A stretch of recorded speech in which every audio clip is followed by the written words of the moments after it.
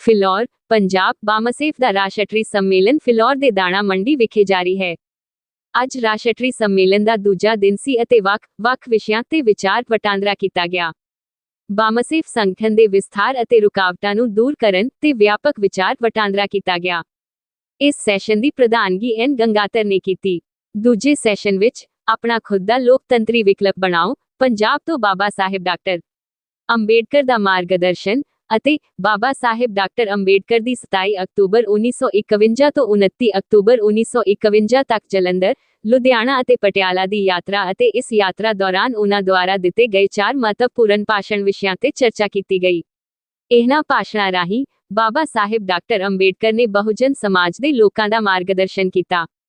ਕਈ ਬੁਲਾਰਿਆਂ ਨੇ ਪੰਜਾਬ ਵਿੱਚ ਸਮਾਜਿਕ ਇਨਕਲਾਬ ਦਾ ਕਾਰਵਾਂ, ਸਾਡੇ ਪੁਰਖਿਆਂ ਦੀ ਵਿਰਾਸਤ ਅਤੇ ਵਰਤਮਾਨ ਦੀ ਰਾਜਧਾਨੀ ਤੇ ਇੱਕ ਡੂੰਘਾ ਪ੍ਰਤੀਬਿੰਬ ਵਿਸ਼ੇ ਤੇ ਆਪਣੇ ਵਿਚਾਰ ਪੇਸ਼ ਕੀਤੇ।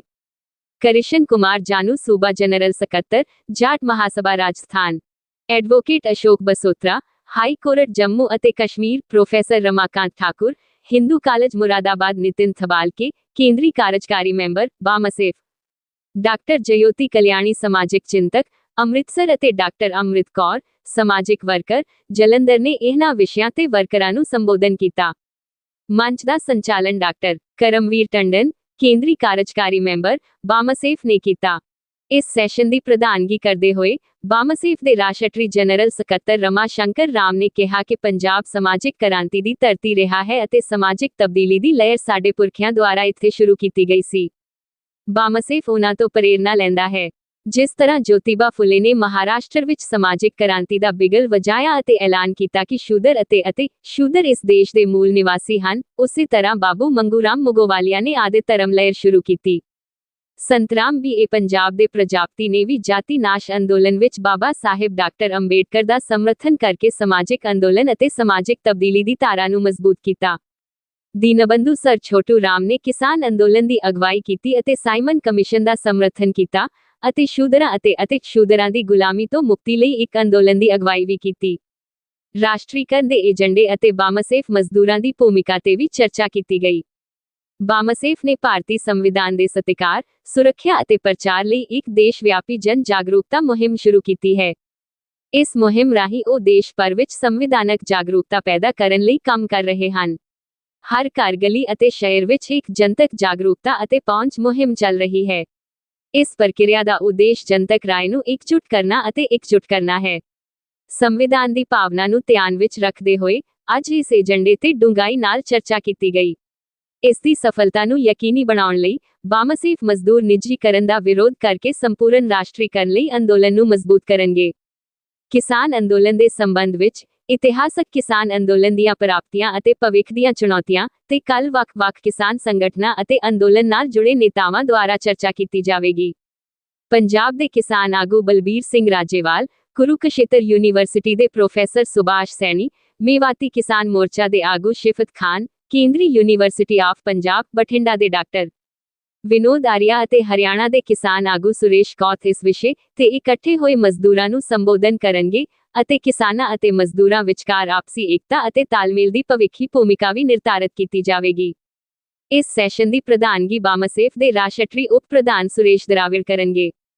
ਸੰਮੇਲਨ ਵਿੱਚ ਬਾਮਸੇਫ ਦੇ ਰਾਸ਼ਟਰੀ ਪ੍ਰਧਾਨ R.L. ਤਰੁ, ਸੰਗਠਨ ਸਕੱਤਰ ਸੰਜੇ ਮੋਹਿਤੇ, ਸ਼ਰਮਿਸ਼ਠਾ ਗੌਤਮ, M.D. ਚੰਦਨ ਸ਼ਿਵ, ਮੂਲ ਨਿਵਾਸੀ ਸਭਾ ਸੰਘ ਦੇ ਰਾਸ਼ਟਰੀ ਪ੍ਰਧਾਨ ਸੁਨੀਲ ਕੁਮਾਰ, ਸੁਪਰੀਮ ਕੋਰਟ ਦੇ ਸੀਨੀਅਰ ਵਕੀਲ doctor K.S. Chauhan, Pushpraj Dahiwale, Kulwinder Lal, Sangeeta Singh, madam Baljinder Kaur, Sodhi Ram Challi, Sardar Surinder Singh, Alok Kumar, Sandeer Baudh, B.D. Borkar, advocate C.R. Narwal, R.K. Gahlawat, Dayaram, Javed Pasha, Subhash Chandra Das, S.S. Dhammi, ਅੰਤਰਰਾਸ਼ਟਰੀ ਜੱਟ ਸੈਨਾ ਦੇ ਸੁਭਾਸ਼ ਚੰਦਰ ਕੁੰਡੂ, ਅਭਿਆਨ ਮੈਗਜ਼ੀਨ ਦੇ ਸੰਪਾਦਕ ਐਡਵੋਕੇਟ ਰਾਜੇਸ਼ ਕਪਾਡੋ, ਬਹੁਜਨ ਸੰਘਰਸ਼ ਦੇ ਸੰਪਾਦਕ ਜਤਿੰਦਰ ਕੁਮਾਰ, ਬਹੁਜਨ ਸੰਘਰਸ਼ ਦੇ ਸੰਪਾਦਕ ਪਵਨ ਗੁਰਦਾਸ ਅਤੇ ਹੋਰ ਸ਼ਾਮਲ ਸਨ। जोत टीवी न्यूज चैनल तो पत्रकार इंद्रजीत सिंह बैंस की खास रिपोर्ट।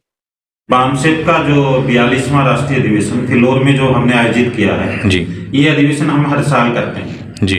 इस अधिवेशन में हम पूरे देश में हमने क्या किया, क्या नहीं किया और आगे क्या करना चाहिए जी, इस पर चर्चा करते हैं जी। देश के जो हालात हैं उसमें क्या परिस्थितियां देश में क्या चल रहा है जी। हमारा मुख्य जो मोटिव है इस देश में भारत के संविधान को पूर्ण रूप से लागू करवाना है जी।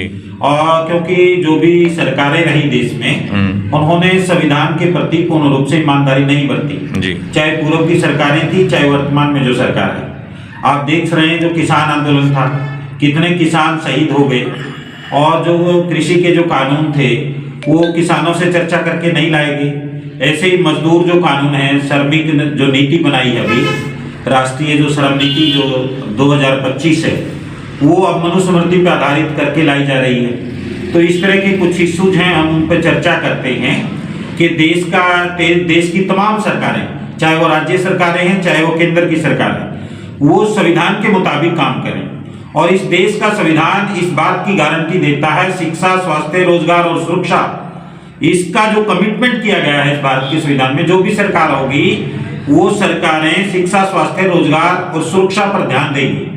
मतलब ये जो 4 महत्वपूर्ण मुद्दे हैं हालांकि इस देश का संविधान बहुत सारे मुद्दों में है वो जन्म से लेकर के मृत्यु तक सबकी सुरक्षा करता है किसान की मजदूर की यहाँ तक पुलिस कर्मचारी की डॉक्टर की सबकी मतलब महिला है नौजवान है बेरोजगार है छात्र है सबकी मतलब सबके हक अधिकार है उसमें। तो इसलिए हमें भी हमारी भी ड्यूटी बनती है इस देश के प्रति इस देश के संविधान के प्रति अगर कोई सत्ता जो है सत्ता में बैठे जो लोग हैं वो संविधान के प्रति ईमानदारी नहीं रखते हैं तो उस पर चर्चा होनी चाहिए क्योंकि भारत का संविधान है जो इंसानियत और मानवता का दस्तावेज है और वो हमारे लिए बहुत पवित्र पुस्तक है क्योंकि भारत के संविधान में हम ये कमिट करते हैं इस देश के तमाम नागरिकों के लिए हम भारत के लोग भारत को एक प्रभुत्व और संपन्न समाजवादी पंथ निरपेक्ष मतलब लोकतंत्रात्मक गणराज्य की जो उसमें कल्पना की गई है संकल्प लिया गया है उस संकल्प को हम इस देश में वास्तविक और सच्चे अर्थों में लागू करना चाहते हैं। इससे पूर्व 1995 में बामसेफ का राष्ट्रीय अधिवेशन हुआ था अब ये हो रहा है आगे भी होता रहेगा और माननीय कांशीराम साहब बामसेफ के पहले राष्ट्रीय अध्यक्ष थे जो पंजाब से ही संबंध रखते थे बाद में राजनीतिक पार्टी बनाई फिर बामसेफ अलग से काम करती रही और कांशीराम साहब अलग से काम करते रहे और क्योंकि जो हमारा जो बामसेफ संगठन है वो गैर राजनीतिक गैर धार्मिक गैर संघर्षात्मक गैर आंदोलनात्मक है क्योंकि हम इस देश में जागरूक करने का काम करते हैं और हम कर्मचारी इसलिए सीधे तौर पर हम या वैसे भी हम राजनीति में भाग नहीं ले सकते।